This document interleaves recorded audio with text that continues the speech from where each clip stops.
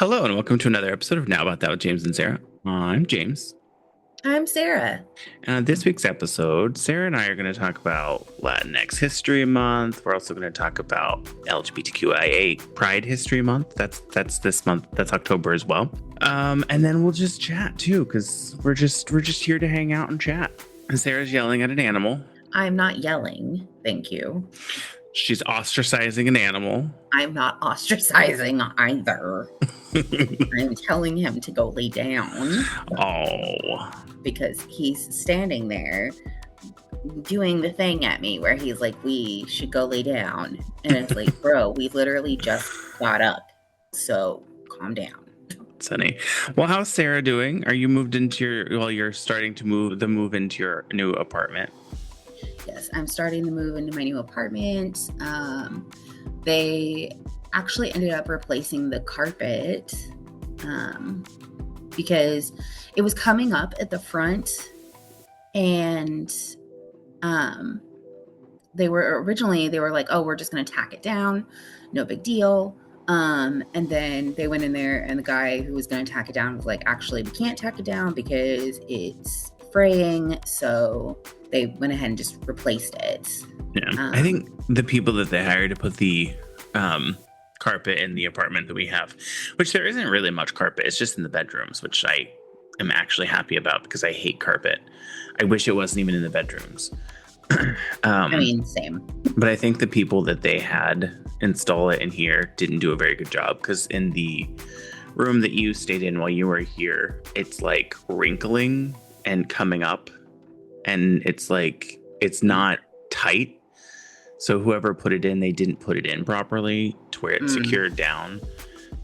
And now it's like it's not wrinkling. There's like waves in it from where it's coming up, and it's not tight the way that it's supposed to be. So, but I haven't, that got done yesterday. I originally was going to go over there yesterday and take a few things. But Thursday night, I lost my balance because I wasn't paying attention on uneven ground, and I fell and really hurt myself. So both of my knees are scraped up. My elbow is, I don't know if you can see it. A little bit, yeah. Yeah, my elbow's all scraped up. My hands are scraped up. My hip and my shoulder hurt from trying to catch myself. Sarah bit the dust. Pretty much. So yesterday I was like, oh, I'm still gonna go do things. No, that is not what happened. So, but yeah, I'm very excited.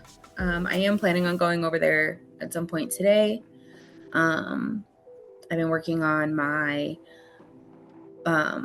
list of things that I need for the apartment, and I've been working on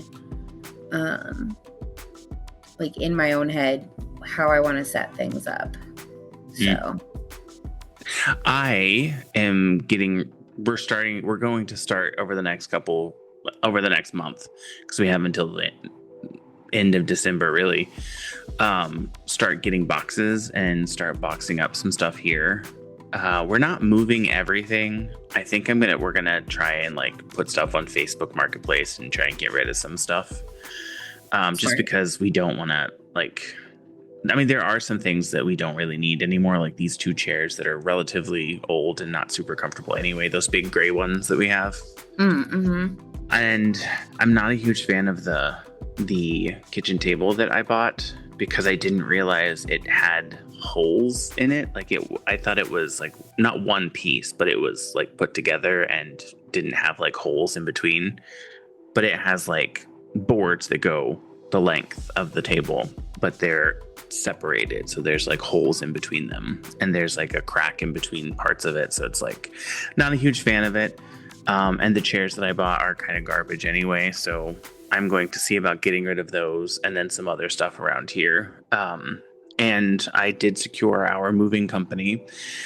I wasn't sure whenever I was looking for the moving company who or what they would do, and when I was talking to the person that we ended up going with, or the company we ended up going with, they were like, so you'll just box everything up and we'll come and get it. And I'm like, oh, crap, I didn't even think about having to box things up, because any other time I've moved, the company did the boxing. Like, they put the boxes together, they put everything in boxes, and then when we moved, they unboxed everything that we asked them to unbox and put it where it goes. Didn't even think about that. So now we have to buy boxes, which is fine, and put things in boxes. We can start doing that like over the next couple of months. Month and a half, because we have a little while to go, so that's not a big deal. But it was like, I talked to a couple different companies, and this company was like $2,000 less than any of the other companies. Dang. And they're still like a relatively well-known and well reviewed company, so I was like, we'll just go with them, because doesn't really matter. As long as the things get over there and they don't break anything in transit, then we should be fine. Yep. So that's fun. It's the way that they do it is weird, because you pay like half of it down first to like secure your date. And then when they come and pick up, you give them half of what's left. And then when they drop it off, you give them half of what's like the rest of it. Right. So it's like, whenever they come, and then he was like, and they only take like secured funds, so it's like they take money orders, bank notes or something like that. I was like, well, that's stupid. I just wanted to give them my card and be like, can I just pay you now and you can just deal with it, just give you all the money now and you can just deal with it then. Like, but I'm sure that they do that to like secure your items to make sure that they actually show up, that kind of thing. Well, that's why I paid the down payment, or the like half down. Right. I don't know. We'll see how it goes. Either way, we have our stuff. We have the moving people scheduled, and they're scheduled for the 22nd of December, 22nd or 23rd, to come and pick everything up. So then we'll probably check into a hotel for a couple days and then like clean, and that's probably when whatever's left, if we don't get rid of everything that we're not taking, I'll probably call like a junk hauling place and have them come and pick up whatever's left. Right. Because again, we're not taking everything, and there's like chairs, the kitchen table, there's that round table that I'm not a huge fan of, but it's just here. And like just some small leather things that are not going, like the little movable, or not movable, the mobile like island thing that I just recently bought, because I wanted to put the microwave on it and have a little bit more extra space. Mm-hmm. That'll probably get sold or given away, and then some other stuff. Nothing crazy. All the like big furniture, like my desk, the couch, and our bed, mattresses are going. Probably won't take the bed frames, because I'm not a huge fan of either of the bed frames either. So that's it. Other than that, it's kind of just work, and then I start my new job in a couple of weeks. Woo woo! Starting everything, and then kind of sort of still supporting the facility here, and then transitioning fully over in the middle of November. So that's exciting. It is exciting. Well, Latinx Heritage Month. Did you notice that it ended on the 15th? It begins on the 15th. Oh, everything I see says it starts on September 15th and ends October 15th. Oh, see, I thought it began October 15th and ended November 15th. No. This is why it's important to talk about it. Yeah. Clearly, I don't know either. So yeah, it says Latinx Heritage Month is a celebration from September 15th to October 15th that honors the histories, cultures, and contributions of people whose ancestors came from Spain, Mexico, and the Caribbean, and Central and South America. The month-long celebration, officially named National Hispanic Heritage Month uses Latinx to be more inclusive of gender expansive and non-conforming people. Interesting. So I am, one second, pulling up the Smithsonian's National Museum of the American Latino article about Hispanic Heritage Month. I have that up too. Nice. So, Hispanic Heritage Month is celebrated each year, like we said, from September 15th to October 15th. It began as a week-long celebration in 1968 under President Johnson, so Lyndon B. Johnson, and was expanded to a month by President Reagan 20 years later in 1988. Aww, it's as old as I am. I love that because I was born September 25th, which is 10 days after the start of it.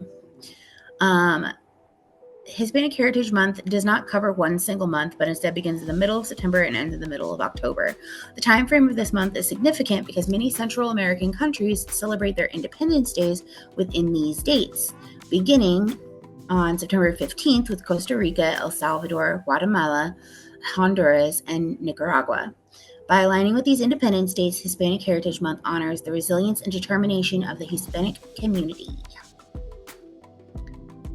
So, one of the reasons that I wanted us to talk about this is because of the current state of our country, where a lot of people seem to forget how important and crucial immigrants are to our society and our culture and our history, especially Hispanic people and Latinx people. Because the labor rights movements were primarily led by Hispanic people, like especially in California. Yeah, and I think we've did an entire episode last year on Latin history. Well, we did an entire couple of episodes on Latin History Month or Latinx History Month last year, when we kind of talked about different historical figures and what they like, what things they kind of led in American history and world history as well.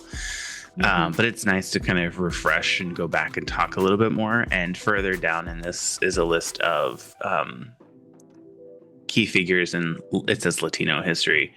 So there's a few people like Cesar Chavez, who's a civil rights activist who was a leader in the fight to improve working and living conditions of farm workers in the United States. Chavez co-founded the National Farm Workers Association in 1962 alongside Dolores Huerta, which later merged with other unions to become the United Farm Workers of America. So that's one of them. So that's kind of in keeping with what you were just talking about, the living conditions and working conditions for workers, especially farm workers in the United States. Well, in America, because it's not just specifically the United States even. And then further on, there's a few people like Justice Sotomayor, Supreme Court Justice Sonia Sotomayor, born in New York City to Puerto Rican parents. Sotomayor earned degrees from Princeton University and Yale Law School. Through her determination and discipline, Sotomayor went on to continue demonstrating resiliency and broke boundaries in 2009 as she became the first Latina and third woman to serve on the Supreme Court of the United States. She's also very boisterous in her dissents whenever there are pretty broken decisions that come down from the Supreme Court. Agreed. There's also Dr. Ellen Ochoa. Dr. Ochoa became the first Latina to go to space in 1993 as she flew aboard the Space Shuttle Discovery. She later became the Johnson Space Center's first Latina director, and her journey continues. Mm. And then we've also got Carolina Herrera. Inspired by European travels and attendance at fashion shows, Herrera launched a clothing brand in New York in 1981. The fashion designer's brand continues to be a staple in American culture. Love Carolina Herrera. She has amazing designs and some amazing clothes that she puts out. Olga y Custodio, born in San Juan, Puerto Rico, Custodio served in the United States Air Force for 24 years and made history as the first Latina U.S. military pilot. And then Oscar de la Renta, staying in the same theme of fashion, was born in Santo Domingo, Dominican Republic. Oscar de la Renta went from being a young immigrant to a globally renowned fashion icon and innovator. De la Renta began his career at a young age while studying painting in Spain, where he would sketch dresses for extra money in his free time. This work was the beginning of a long, groundbreaking career in fashion, which would see De La Renta become the first Dominican to design for a French couture house, have his designs worn by movie stars and first ladies, and launch a clothing brand that would become synonymous with elegance, innovation, and luxury. Oscar de la Renta is amazing, has some amazing designs as well. Mm-hmm. So I think the most important thing to remember while we talk about this, especially in the context of today, and the world that we're currently living in, is that people are integral to our function as a society, because people are what build the society, and sorting people by where they come from or what they do is bullshit. Or even what they just look like. Even what they just look like. Like, even recently, it's just been what they look like and the fact that they're not white passing. Right. Like, white is not the default.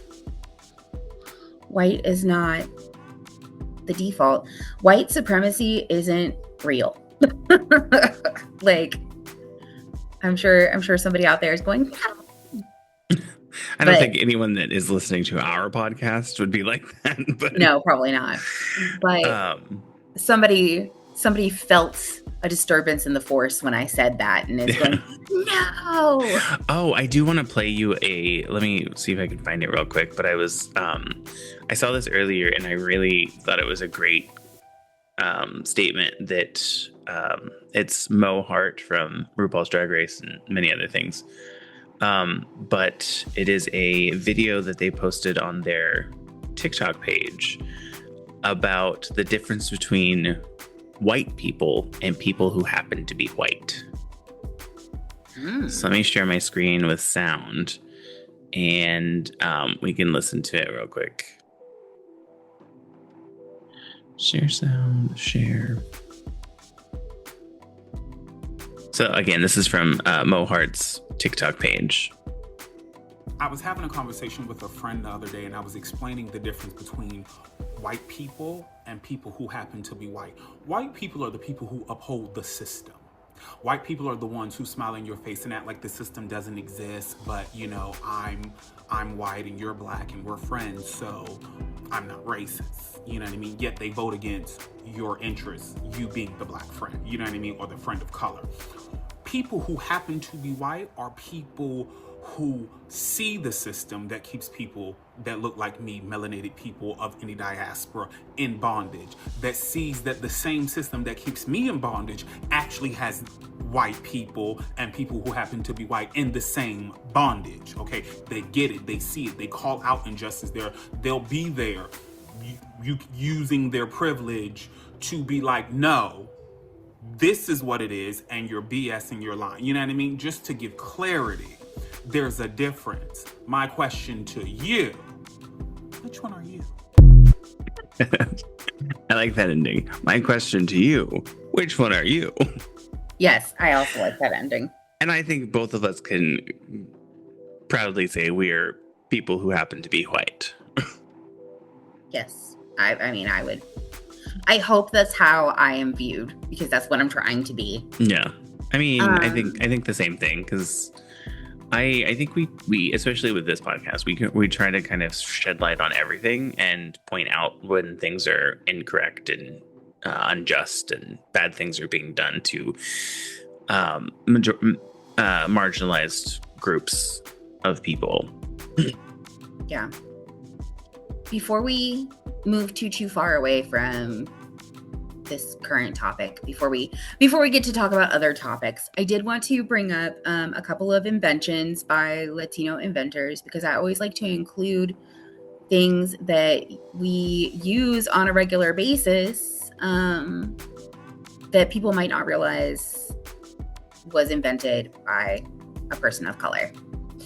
So I got this from history.com. Let me see if it'll let me share it with you in the little chat button here.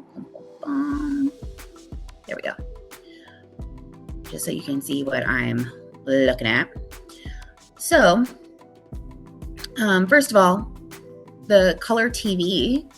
So the upgrades from black and white to color television began in the 1960s, thanks to a patent filed in 1940 for a chromoscopic adapter for television equipment by Guillermo González Camarena of Mexico.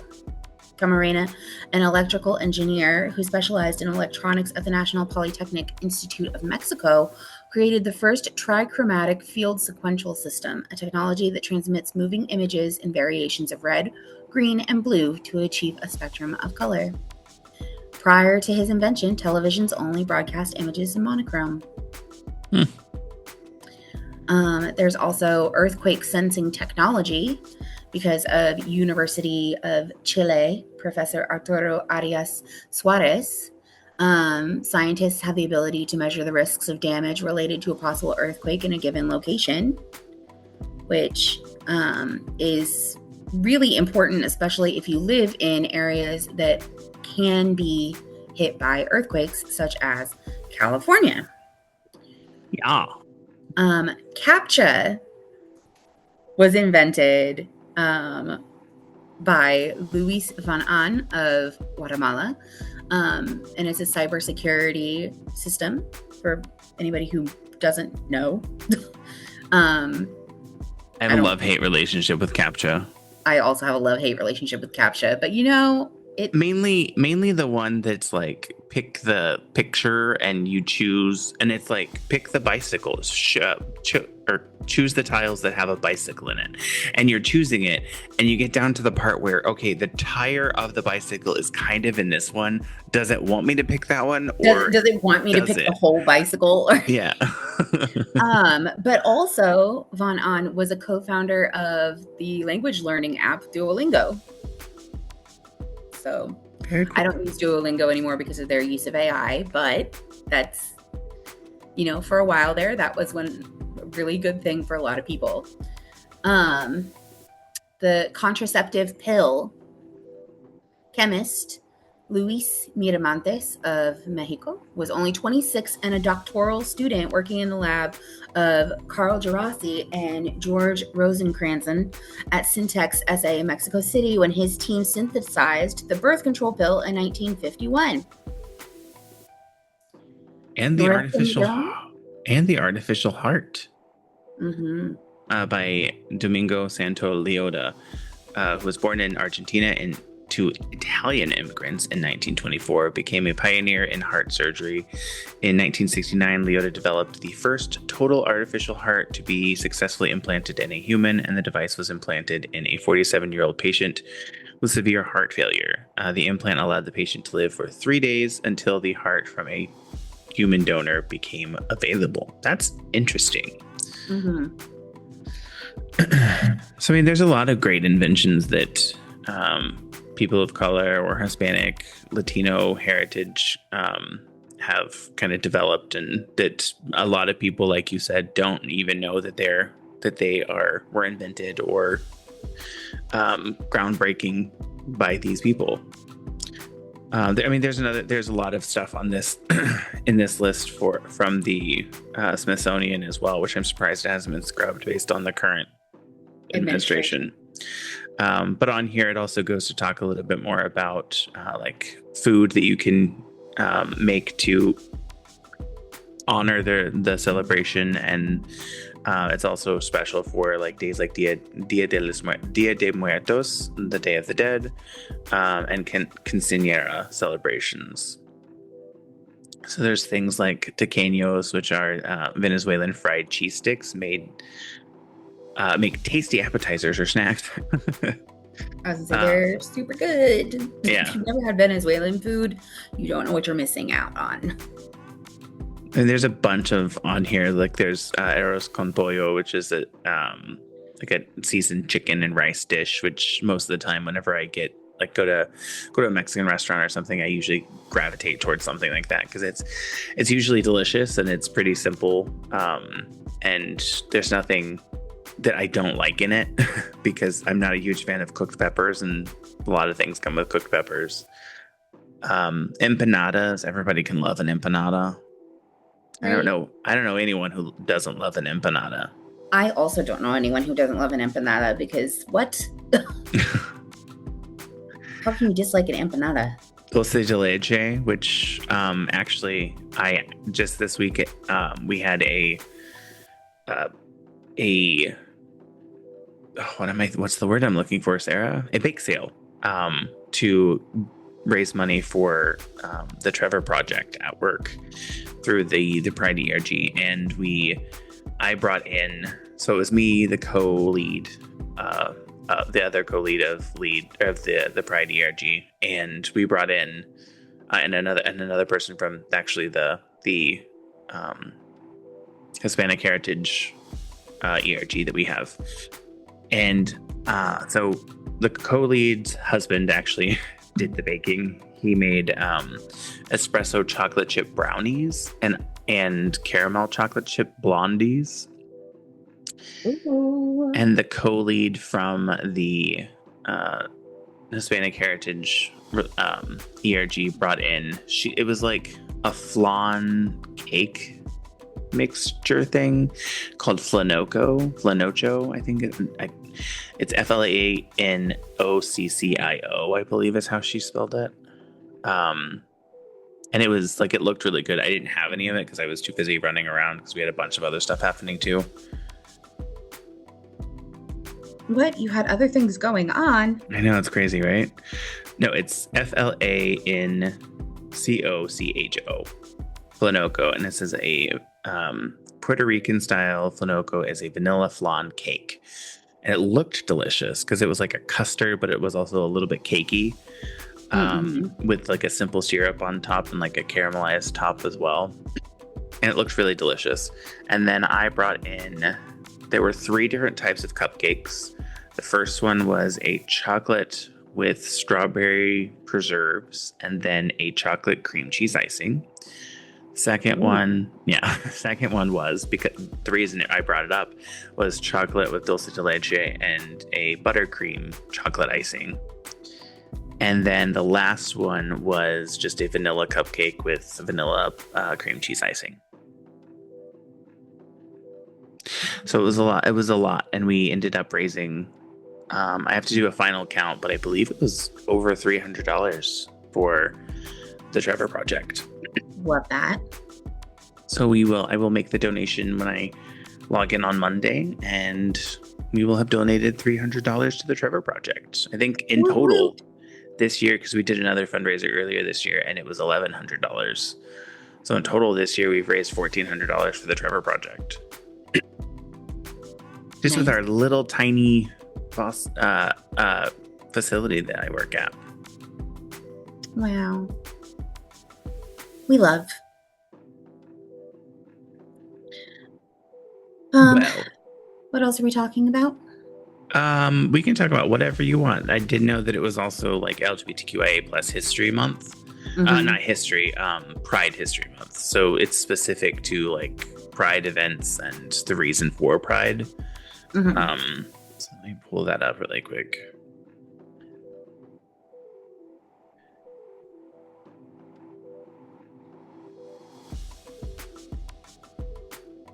So my question always was, what's the difference between LGBT History Month or Pride Month and LGBT History Month?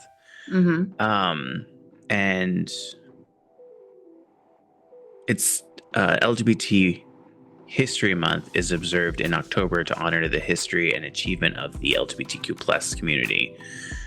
So there's LGBT Pride Month, which is in June to commemorate the 1969 Stonewall Uprising. And then LGBTQ History Month is observed in October for history and achievements of LGBTQ community.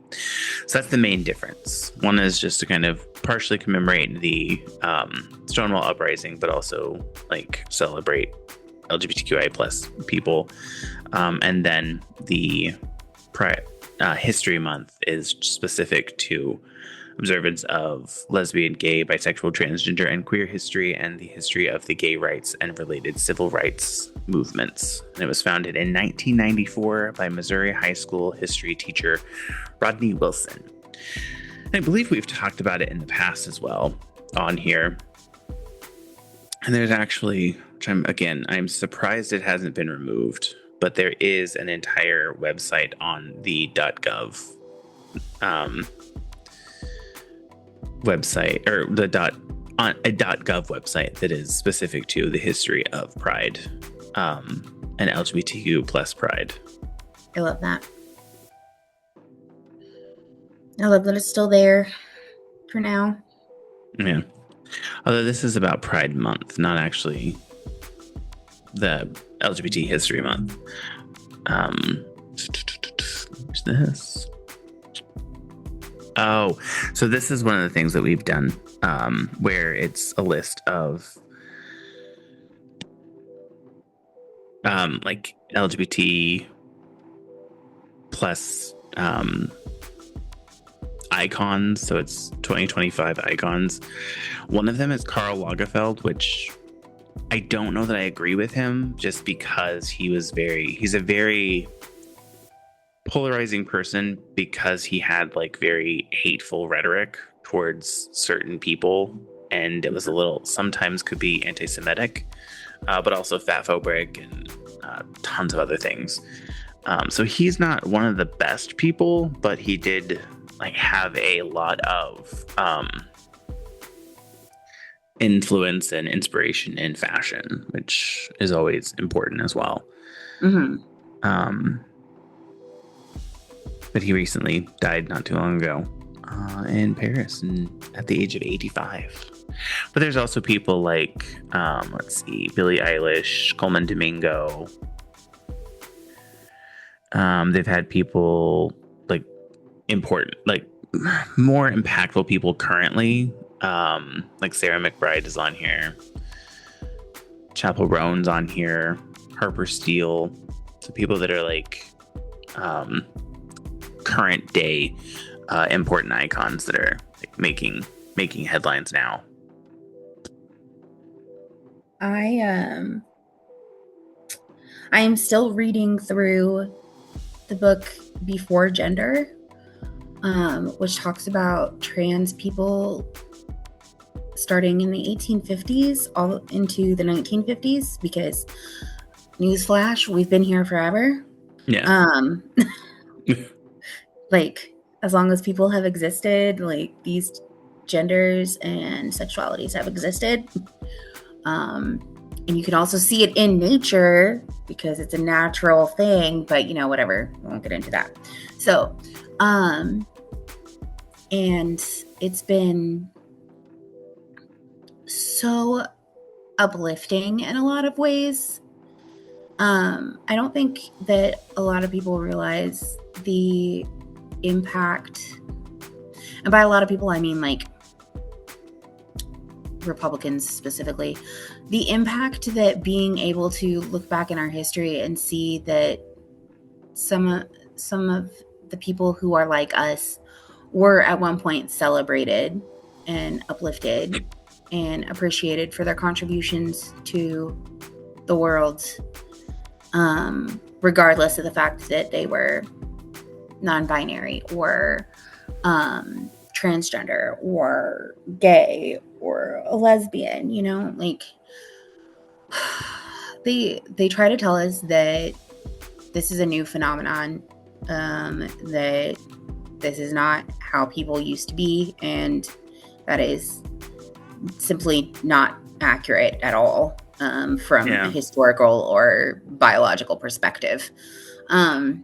I think the thing that frustrates me is the fact that people say that, but then they also don't understand that it's not that they didn't exist. It's that they were persecuted for who they were and forced to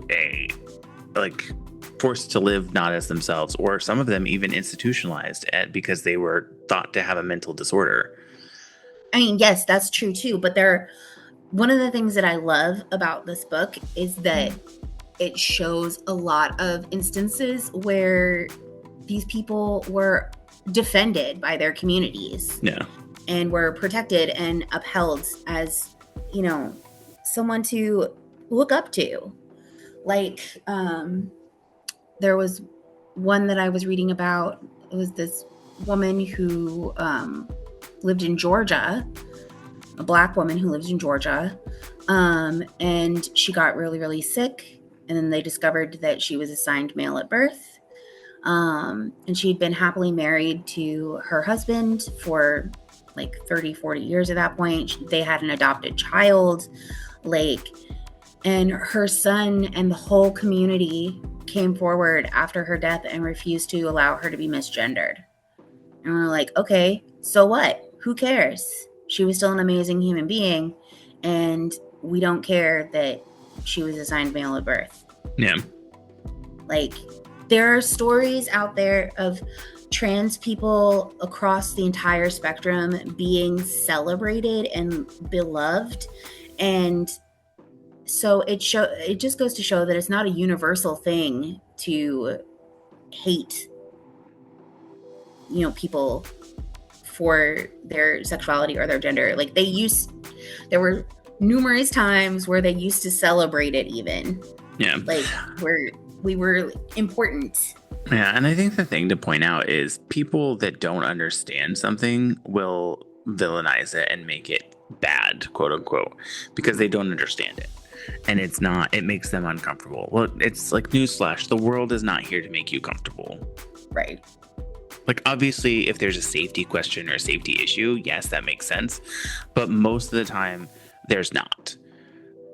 More often than not, there is not a safety issue and you're just villainizing someone because of who they are. Yeah. And like, that's... Also, today, while we're recording, is a massive movement for No King's Day. Yep, No King's protest. No King's demonstrations and No King's protests. And I've seen some things that are like, there are a lot of people that are trying to escalate issues during the No King's protests in places, and people, there's posts that are like, if something happens and like something crazy starts going on, you sit down and you don't do anything.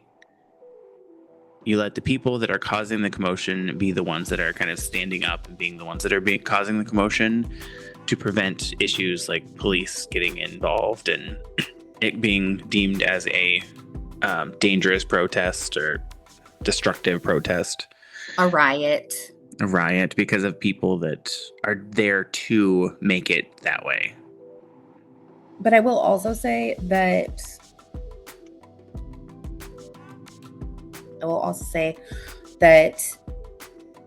just because we are trying to demonstrate peacefully, if you are attacked, obviously fight back. Yeah. Like, don't just let them beat you up. Fight back. Yeah, there's no excuse to just there's no reason to just let it happen. You should always defend yourself. And I think the part that it's like when there's a defense portion, it's a like they said thing where it's one person's word against the other, and they're more than likely going to default with something that people will more often agree with, quote unquote. Right. So, I mean, if anything, make sure you're around people that will stick up for you and record what's happening so that there's actual evidence and it's not uh they said Just they your said. word against theirs. Yeah. Also, don't wear any clothing that's distinguishing. Cover your tattoos. If you can, wear something over your face. And turn your biometrics off on your phone. Yeah. Turn your phone off. If you're going to have it with you, turn it off. That kind of goes against the whole recording thing, though. I know, but I guess if they have cameras, bring your camera. Yeah, bring other electronics that don't track your location. But yeah, my mom was asking me if I was going to go. And I originally was thinking about it, but then I fell and wrecked my whole body. So, because it turns out I'm getting too old to fall like that. I don't bounce back like I used to. And literally bounce. I literally don't bounce. But also, if you are listening to this and you live in Texas and are planning on going to the No Kings protest, just be aware that, especially if you're in Austin, that Governor Abbott has already stated that he's going to send the National Guard into Austin. Well, by the time they're listening to this, it would have already happened. I know, but just saying. Just notating it for the record. Yeah. That he's already said that that's what he's going to do. So. Well, is there anything you'd like to talk about? Is there anything fun happening with you this weekend other than you falling down and hurting yourself because you're crazy and old? You know, because I'm in an abusive relationship with myself. No, I'm alternating between watching the Bobinski and moving some of my stuff into my new place. Yeah, that's fun. We had earlier, it was at like 9 something this morning, the fire alarms went off here, so everybody like had to evacuate. Oh no. And it turned out, I guess it was someone's like fragrance thing that it didn't catch fire, but I guess I don't know like what actually happened, but from what Ryan was saying, he heard was it was like it got hot and it caused it to like smoke or build up and set the fire alarms off. So I'm assuming it's probably like it's like one of those oil diffuser things, and they didn't dilute the oil, and then the oil kind of like got too started hot. Smoking. Yeah. So that was fun, and I unfortunately found out that one of my neighbor's dogs passed away. Aww. It's very sad. I saw her walk out without her, and I was like, oh God. So I had to walk over and talk to her, and she was crying. She just passed away last Sunday. So, and I loved her dog, Zoe. She was such a sweet dog. A little boxer sweetheart.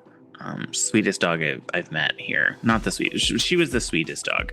She was very sweet. She was up there with one of the sweetest dogs I've met here.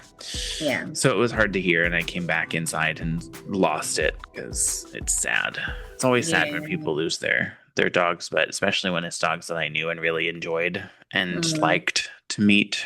So, but I did get to see a lot of the other dogs that I enjoy while we were here. There was Yogi, who is like a retriever, like a red golden retriever. And then, or no, he's like a like Lassie, whatever Lassie is. A collie. Yes, a collie. I think it's like collie retriever mix because he's obviously not 100% collie. And then Mr. Charlie, such a sweet dog. He was so scared because of the noise. His tail was tucked and he was like trying to get away from everybody because he didn't want to be around the noise. And then Miss Isla, she's the sweet little corgi that barks at everyone and is terrified of everything. That sounds about right. But we stood out there for a little while and they figured out what was going on. There were 2 fire trucks that were here and a bunch of fire people that went inside and walked around. And I was like, well, we'll lock our door, because I always lock the door just because I don't know what's actually going on. And the fact that it could have been just someone like setting the fire alarm off to then go in and ransack people's apartments. Mm-hmm. I don't think that happens, but just as like a precaution, I always, whenever we exit for a fire alarm, lock our door, because the inside is fully open to everyone. Right. That makes sense to me. Especially right now, because it's like, well, not now, but I guess still probably until like 3 o'clock. The doors are unlocked at the front, so just anyone could walk in. And then like Monday through Friday until 6 p.m., the doors are all unlocked at the front. So anyone can just walk in and walk around. Take a little jaunt, a little stroll. Well, are you doing anything fun this weekend other than recuperating and moving your stuff and watching the boobers? Not really. I gotta do school stuff too, because it's the second half of my semester just started. So. Oh yeah, my school started too, and I don't know if we talked about it, but there's now this term, they've changed it, and now there's required seminars that we have to go to, or listen to the video and take a quiz. And I didn't have to do that my entire lead up. Well, I didn't have to do that my entire first term, and I didn't have to do that in my entire master's degree. There were no required seminars my entire master's degree. Right. So I have, for the last 4 years, three years, I haven't been going to seminars because they're not required, because it's stupid to require someone working on their master's or their doctorate to come to a class and then take a quiz afterwards about the content that was included in the class.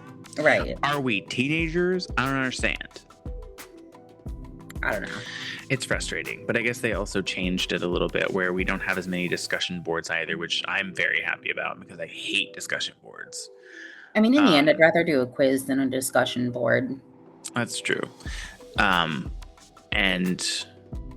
it's more focused on the writing portion. So like the last term, it was like there was a lot of writing that we had to do that had nothing to do with the dissertation.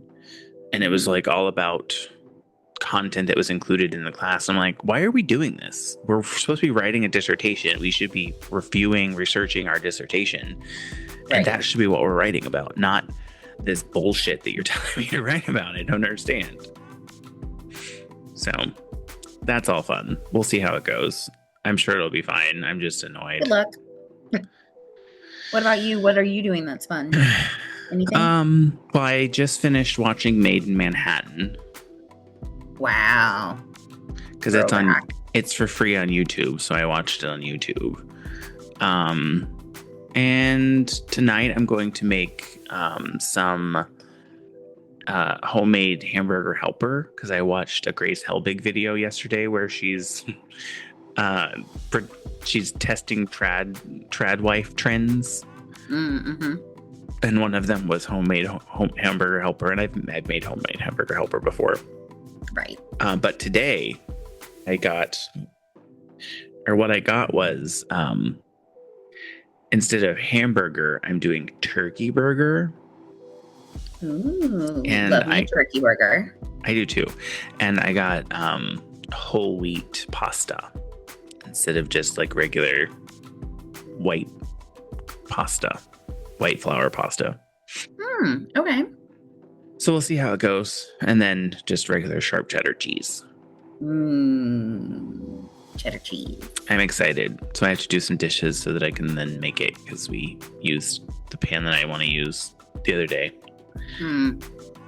So we'll have to do that. And our freaking dishwasher is still not fixed. I don't know what the hell's going on with it. Oh my God. How long has it been? It's been a month and a half.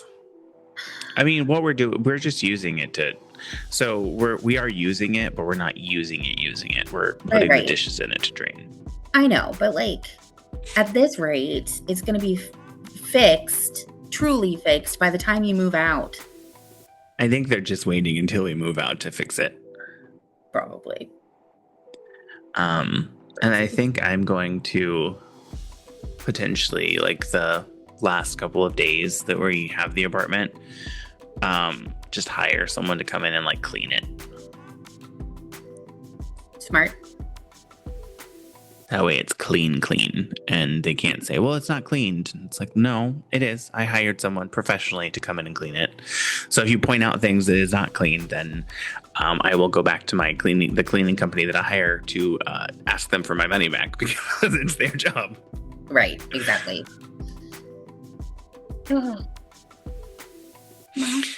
Well, would you like to call it a podcast and have the rest of your weekend? Yeah, I think I'd like to call it a podcast. All right. Well, thank you for listening to this week's episode of Now About That with James and Sarah. If you like this episode, please give us a like, comment, and don't forget to follow or subscribe. If you would leave us a review on Apple Podcasts, Spotify, wherever you listen, as this will help get the podcast out to more people and help us grow. Feel free to follow us on social media. Our handle everywhere is at Now About That Pod, so we don't come up on the platform if we don't come up in the search, so we're not on that platform. If there's something you would like us to discuss on the podcast, feel free to email us at nowaboutthatpod@gmail.com. You can also go to our website, www.nowaboutthatproductions.com, or you can send us a text message or leave us a voicemail at 765-557-4170. Thanks again for listening, and we hope you have a great week since it'll be coming out on a Monday. Sarah, enjoy the rest of your weekend. You too. Bye, everybody. Bye.